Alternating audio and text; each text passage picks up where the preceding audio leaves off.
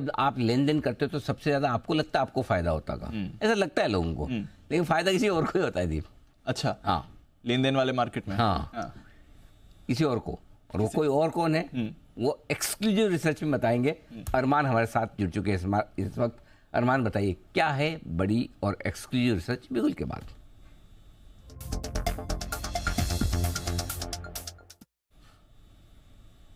बताएं Arman. Yes sir. Sir stock है CDSL, क्योंकि इसका रीज़न क्या है, अगर आप देखें तो Q3 FY22 जो कि अगर आप 31 दिसंबर 2021 के बाद से हर तिमाही में ये कंपनी जो है अपनी वेबसाइट पे चार्ट देती है, उस हिसाब से जो total number of accounts addition होते हुए दिखे हैं वो रिकॉर्ड होते हुए दिखे हैं जो Q3 FY22 के बाद से, क्योंकि Q3 FY22 में लगभग 91 लाख अकाउंट्स एडिशन हुए थे और इस जो Q2 FY24 में है कंपनी लगभग 81 लाख जो है अकाउंट्स एडिशन करती हुई जा रही है। डेटा जस्ट आपके सामने भी आ जाएगा। लगातार यहां पर अगर आप देखें इसके पहले वाले क्वार्टर की बात करें तो 51 लाख एडिशन थे, उसके पहले भी 52 के आसपास थे, तो ये अच्छी खासी ग्रोथ आपको जो अकाउंट्स एडिशन में वहां पर आती हुई दिखी है। अब उसी के साथ साथ कंपनी अपनी वेबसाइट पर एनुअल इश्यूअर्स जो हैं, जो इनको रेगुलर इनकम देते हैं, फिक्स्ड सेट ऑफ इनकम देते हैं, उसका डेटा भी अपडेट करती हुई दिखी है। और उस डेटा पर भी जो 30 सितंबर का जो डेटा है उससे यह समझ पड़ रहा है कि एनुअल नंबर ऑफ इश्यूअर्स जो हैं वो भी लगातार बढ़ते हुए जा रहे हैं, जो Q1 FY22 में 16,700 के आसपास के थे।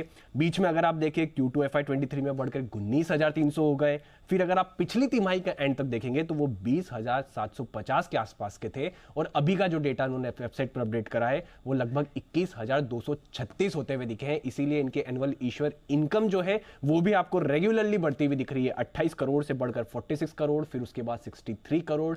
तो ये एनुअल इश्यूअर इनकम बढ़ रही है, नंबर ऑफ इश्यूअर्स बढ़ रहे हैं और जो डीमैट अकाउंट्स और जो टोटल नंबर ऑफ अकाउंट्स जो इन्होंने एडिशन करे हैं वो भी रिकॉर्ड होते हुए दिखे। 6-7 क्वार्टर के बाद रिकॉर्ड एडिशन होता हुआ दिखा है। ओके, तो CDSL में जबरदस्त सेक्शन होता हुआ दिख रहा है, एक के बाद एक अकाउंट एडिशन जो होता दिख रहा है, बहुत ही जबरदस्त है। और चार्ट्स पर एक बार राय देंगे हमें कुणाल जी के चार्ट्स पर लगातार रहा भी है और ये एक्शन में भरपूर रहा है। कुणाल जी, 1330 CDSL।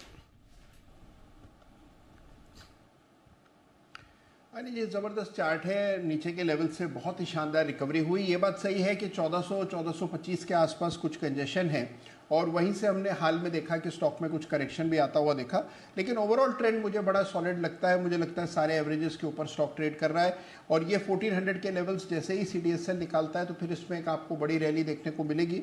तो मेरी राय में जिनके पास पोजीशन है बिल्कुल बने रहें, ट्रेलिंग स्टॉप लॉस रखें और एक ऑप्टिमम ट्रेलिंग स्टॉप लॉस अभी के हिसाब से 1300 रुपये के आसपास होगा। 1400 इसके लिए पहली बड़ी चुनौती।